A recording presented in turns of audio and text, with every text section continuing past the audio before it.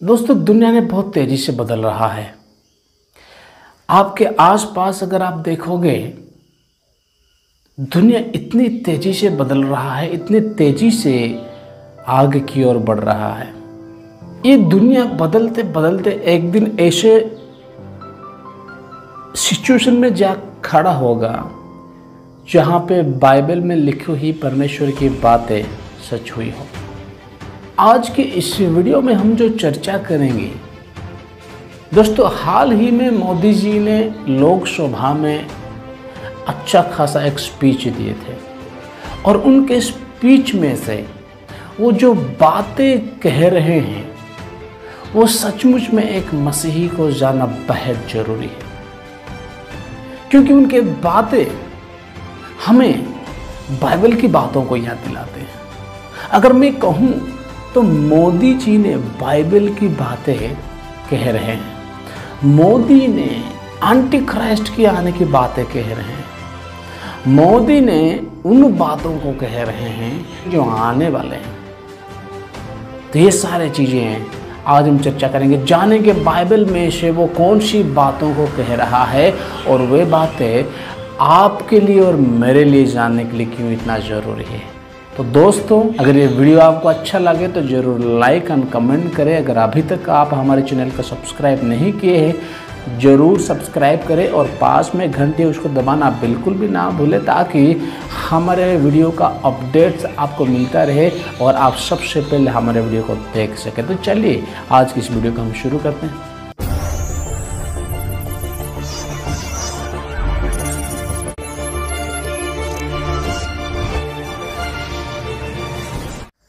सबसे पहले दोस्तों, मैं आपको उस वीडियो क्लिप को दिखाना चाहूँगा जहाँ पे मोदी ने इस बात को कह रहे हैं, ताकि आप लोगों को अच्छी तरह से वो चीज़ को समझ में आए। तो चलिए उस क्लिप को आप देखिए और हम उस चीज़ के बारे में हम चर्चा करेंगे। पोस्ट कोरोना भी एक नया वर्ल्ड ऑर्डर नजर आ रहा है। जो नया वर्ल्ड ऑर्डर तैयार होगा और होना ही है। दुनिया ने जिस प्रकार से संकट को झेला है, दुनिया इस पर सोचने के लिए मजबूर हुई है और होना है। पोस्ट कोरोना के बाद दुनिया में एक नया संबंधों का वातावरण शेप लेगा। किस रूप का होगा, कैसा होगा, कौन उसको इनिशिएट करेगा, वो तो वक्त बताएगा। ऐसी स्थिति में भारत विश्व से कट करके नहीं रह सकता। भारत एक कोने में गुजारा नहीं कर सकता है। हमें भी एक मजबूत प्लेयर के रूप में उभरना होगा। जो मोदी जी जो यहाँ पे बात कर रहे हैं पूरे स्पीच में, इस वीडियो का लिंक मैं डिस्क्रिप्शन में दे दूंगा। अगर आपको ये वीडियो चाहिए तो आप देख सकते हैं, पूरे वीडियो देख सकते हैं। उसकी पूरा जो मुद्दा है वो है new world order. New world order, अगर उसको आप गहराई से सुनोगे, ध्यान से सुनोगे, वो कह रहे हैं पोस्ट कोरोना भी, जिसका मतलब ये है दोस्तों, उससे पहले वो कुछ बातें कह रहे हैं। चलिए मैं उसको भी थोड़ा आपको सुना देता हूं। निराशा छाई हुई थी और सेकेंड वर्ल्ड वॉर के बाद पोस्ट वर्ल्ड वॉर एक दुनिया में एक नया ऑर्डर, न्यू वर्ल्ड ऑर्डर उसने आकार लिया। यहां पे जो वो कहने की कोशिश कर रहे हैं वो ये है कि वर्ल्ड वॉर के बाद दुनिया कभी भी सोची नहीं थी कि इस प्रकार का एक सिचुएशन होगा। So world war, after world war there was UN was established, United Nations was established, और वैसे बहुत सारे इंस्टीट्यूशन खुले गए हैं जो कि पूरे हिस्ट्री में एक नया सिस्टम था। पूरे इतिहास में, वो भी वर्ल्ड इतिहास में, पृथ्वी इतिहास में वो कुछ अलग था, वो कुछ हटके था, वो कुछ नया था। न्यू सिस्टम पैदा हुई, न्यू सिस्टम आ गई वर्ल्ड वॉर के बाद। तो ये पोस्ट कोरोना भी मोदी जी के अनुसार ये है कि एक नया वर्ल्ड ऑर्डर तैयार करेगा। यानी नया वर्ल्ड ऑर्डर तो एक न्यू सिस्टम को लेके आएगा, न्यू सिस्टम पैदा होगी। और वो सिस्टम के बारे में वो कह रहे हैं किस प्रकार का होगा नहीं पता, किस रूप का होगा, कैसा होगा, कौन उसको इनिशिएट करेगा, वो तो वक्त बताएगा। उसके कैरेक्टरिस्टिक्स किस प्रकार का होगा नहीं पता, उसको कौन इनिशिएट करेगा वो भी नहीं पता, लेकिन होना ही है। जो नया वर्ल्ड ऑर्डर तैयार होगा और होना ही है, होगा वो जरूर, लेकिन वो किस प्रकार का होगा उस चीजों के बारे में वो बताते हुए वो कह रहे हैं, थोड़ा सुनिए। पोस्ट कोरोना के बाद दुनिया में एक नया संबंधों का वातावरण शेप लेगा, जिसका मतलब ये एक नया संबंधों का वातावरण होगा। अब मुझे बताइए, यूएन यूनाइटेड नेशंस वो संबंधों का वातावरण ही था जो कि यूएन एस्टैब्लिश्ड हुआ, सारे देश इकट्ठे हुए और शांति की बात किए और नेगोशिएट हुए कि वो दुनिया में शांति बनाए रखें, और ऐसा जैसे कि वर्ल्ड वॉर में हुआ ऐसा ना हो, तो वो आपस में आए और समझौते के तौर पे दुनिया में शांति कायम करने के लिए वो एक न्यू सिस्टम को लाए। You got it? तो पोस्ट कोरोना भी ऐसा ही कुछ सिस्टम को लेके आएगा जो कि संबंधों का वातावरण होगा, राइट? और वो किस प्रकार का होगा, सच में वो कौन सी सिस्टम रहेगा और कौन उसको शुरू करेगा, और ये न्यू ऑर्डर सच में क्या है, मोदी जी खुद को उनको भी नहीं पता, लेकिन कुछ तो होगा उनको ये पता है। यहाँ पे मैं आपको थोड़ी समय के लिए मैं बता देना चाहता हूँ दोस्तों, अगर बाइबल के हिसाब से हम देखें, बाइबल इसके बारे में क्या कहता है, न्यू वर्ल्ड ऑर्डर के बारे में क्या कहता है, क्या बाइबल में इसके बारे में लिखा है? क्या बाइबल न्यू वर्ल्ड ऑर्डर के बारे में कुछ कह रही है? जी हाँ, बाइबल में न्यू वर्ल्ड ऑर्डर के बारे में लिखा है, और ये भी लिखा है कि उसको कौन शुरू करेगा, और ये भी लिखा है कि वो किस प्रकार का होगा। जो मोदी जी यहाँ पे कह रहे हैं कि पता नहीं, मालूम नहीं कि कौन इनिशिएट करेगा, वो किस प्रकार का होगा, किस रूप का होगा, कैसा होगा, कौन उसको इनिशिएट करेगा, वो तो वक्त बताएगा।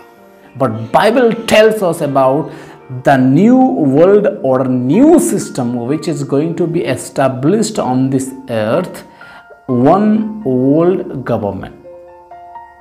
If you want to, you just go to Google and search the new world order and you read the article, or you can read Wikipedia also, you can read, you will find there the concept of new world order.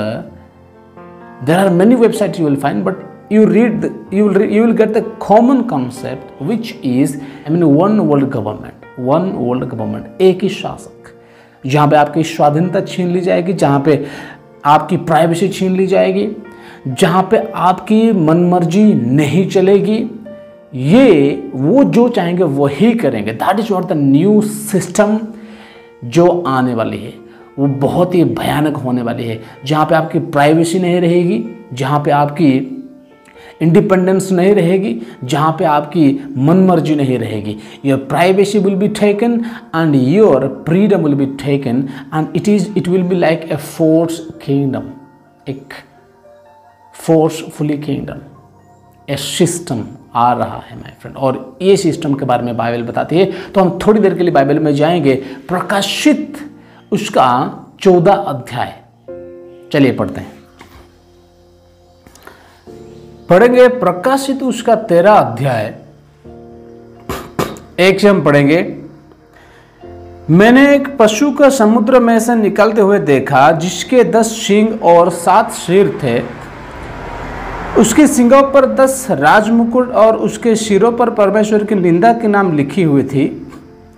जो पशु मैंने देखा वो चीते के समान था, और उसके पांव भालू के समान और उसके मुंह सिंह के समान था। और उस अजगर ने अपनी सामर्थ्य और अपना सिंहासन और बड़ा अधिकार उसे दे दिया। मैंने उसके सिरों में से एक पर ऐसा भारी घाव लगा देखा, मानो वो मरने पर है। फिर उसका प्राण घातक घाव अच्छा हो गया, और सारी पृथ्वी के लोग, मैं इसको फिर से दोहराना चाहता हूं, ओके। फिर उसके प्राण घातक घाव अच्छा हो गया, और सारे पृथ्वी के लोग, यू अंडरस्टैंड, सारे पृथ्वी के लोग ओके, न्यू वर्ल्ड ऑर्डर, पृथ्वी का ऑर्डर सिस्टम।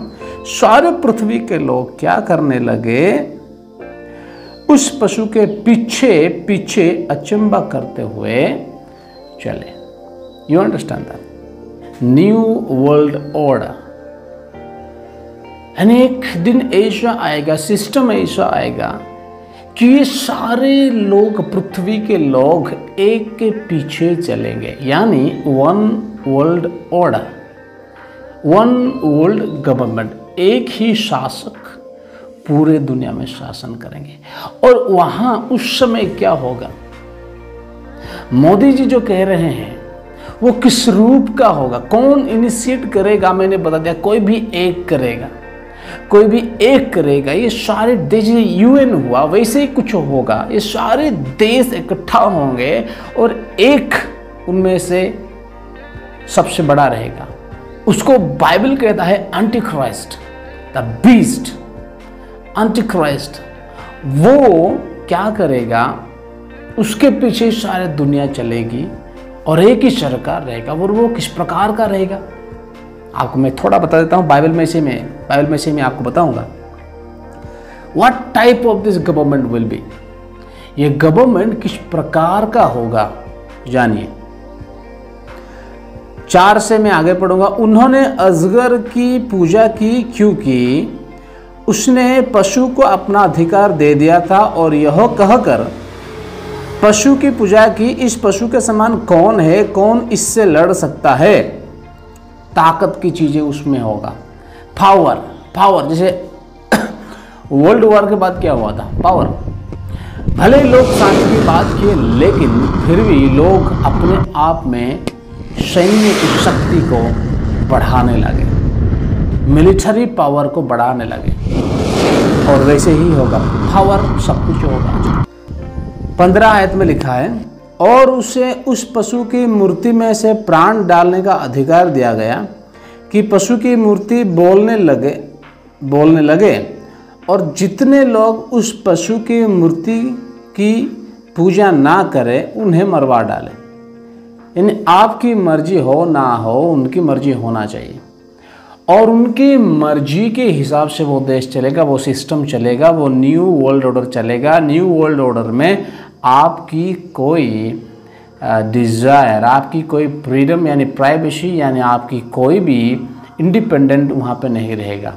वो जो चाहे वो करेंगे, अगर वो जो चाहे वो नहीं करोगे तो उसमें सीधा मरवा डालेंगे। मैं the characteristics of new world order के बारे में आपको बता रहा हूँ।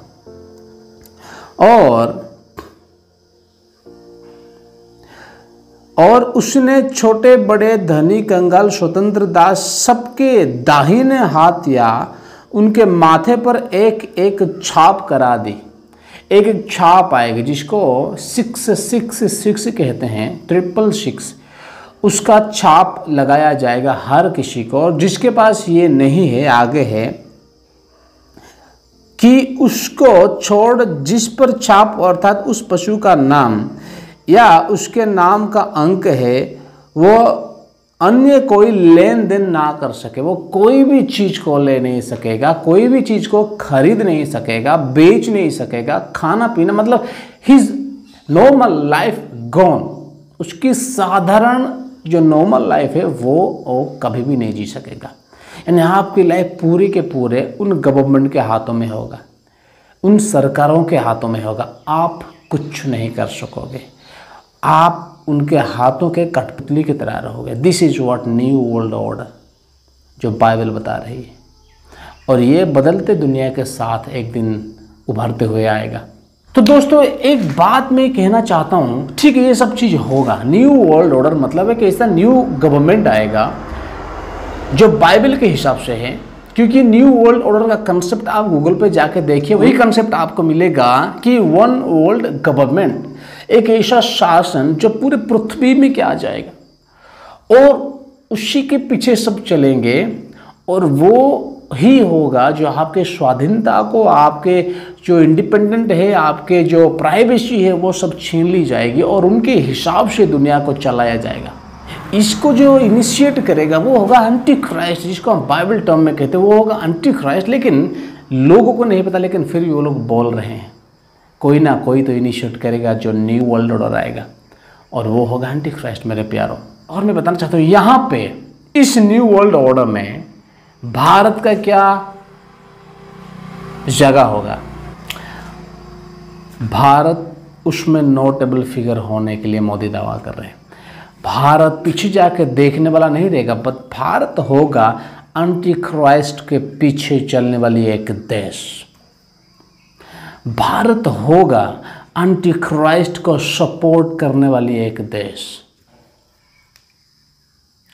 और मोदी एंटी क्राइस्ट को सपोर्ट करेगा, क्योंकि इस न्यू वर्ल्ड ऑर्डर में वे एक उभरते हुए खिलाड़ी की तरह आना चाहते हैं। भारत एक कोने में गुजारा नहीं कर सकता, हमें भी एक मजबूत प्लेयर के रूप में उभरना होगा। यानी he wants to participate in this new world order in a notable figure. तो दोस्तों मैं इतना ही कहना चाहता हूँ, ये होगा ही होगा, बाइबल सही है उसका मतलब। ये लोग बिना जाने कि वो लोग क्या बोल रहे हैं, इनको नहीं पता ये क्या बोल रहे हैं, लेकिन ये बाइबल की बातें हैं, लेकिन ये वही बातें हैं जो बाइबल में लिखी हुई है। एक नया सिस्टम आएगा जो अभी तक कभी भी नहीं था, और उसमें प्राइवेसी छीन ली जाएगी। वो सारी चीज़ आप देख सकते हैं। डिजिटल वर्ल्ड में आपकी फिंगरप्रिंट, आपकी आइस, कान, आपकी सब कुछ प्राइवेसी किसके हाथ में? फेसबुक में, ट्विटर में आप जाओ, ये सारी चीज़ में साइन इन साइन अप करते समय आपकी सबके सब लिए जाते हैं। आपके सारे डेटा उनके पास है, वो चाहे जिसको भी दे सकते हैं आपकी डेटा प्राइवेसी, आपके बर्थडे, आपकी बायोडाटा, आपकी एवरीथिंग उनके हाथ में। डिजिटल वर्ल्ड हो गया तो उनके हाथ में हो गया। तो धीरे धीरे ये तब पूरी हो जाएगी, आपके पास कुछ नहीं रहेगा, नहीं आपको वो कंट्रोल करेंगे न्यू वर्ल्ड ऑर्डर। तो इसलिए मेरे प्यारों, एक मसीही क्या करेगा? तो मसीही के लिए क्या संदेश है? मसीही के लिए इससे पहले, एंटी क्राइस्ट आने से पहले कलीसिया को उठाया लिया जाएगा। कलीसिया के लिए यही संदेश है मेरे प्यारों। तो हम मसीही जीवन जिए, परमेश्वर की वचनों को पालन करें, प्रार्थना जीवन जिए, और यीशु मसीह जब हमें लेने आएंगे उस दिन हम यीशु के साथ जाए। वही हमारा आशा है, वही हमारा ब्लेसेड होप है, क्योंकि हमें वो सारे ताड़ना से एग्जम्पशन है, हमें वो सारे ताड़ना से बचाने की हमें प्रॉमिस मिला है, हमें प्रतिज्ञा मिला है। तो हम बचेंगे, लेकिन वही बचेगा जो यीशु मसीह परमेश्वर पिता की इच्छा के ऊपर चलता है। हर कोई नहीं, जो मुझे प्रभु प्रभु कहते हैं वो हर कोई नहीं जाएगा, लेकिन जो उनके मन, उनके इच्छा के अनुसार चलता है वही। इसलिए हम उनकी इच्छा को जाने और उनकी इच्छा के अनुसार जिए, नहीं तो हम ये सारे न्यू वर्ल्ड ऑर्डर में हम पार्टिसिपेट होने वाले हैं। अगर उस न्यू वर्ल्ड ऑर्डर में मैं नहीं होना चाहिए सोच रहे हैं, तो यीशु मसीह जब लेने आएंगे उनके साथ जाने की खुद को तैयार करें। तो हाय गाइस, अगर ये वीडियो आपको अच्छा लगा है तो ज़रूर लाइक और कमेंट करें। अगर अभी तक हमारे चैनल को आप सब्सक्राइब नहीं किए हैं, सब्सक्राइब जरूर करें, और पास में जो घंटी उसको दबाना ना भूलें, ताकि हमारे चैनल में वीडियो जैसे अपलोड होगा आपको सबसे पहले नोटिफिकेशन आ जाएगा और आप सबसे पहले वीडियो देख सकें। मिलेंगे फिर से और एक वीडियो में, तब तक आप खुद को बाइबल पढ़ के, प्रार्थना करके, परमेश्वर की इच्छा को समझते हुए परमेश्वर के लिए जिए। आप सबको परमेश्वर आशीष दे।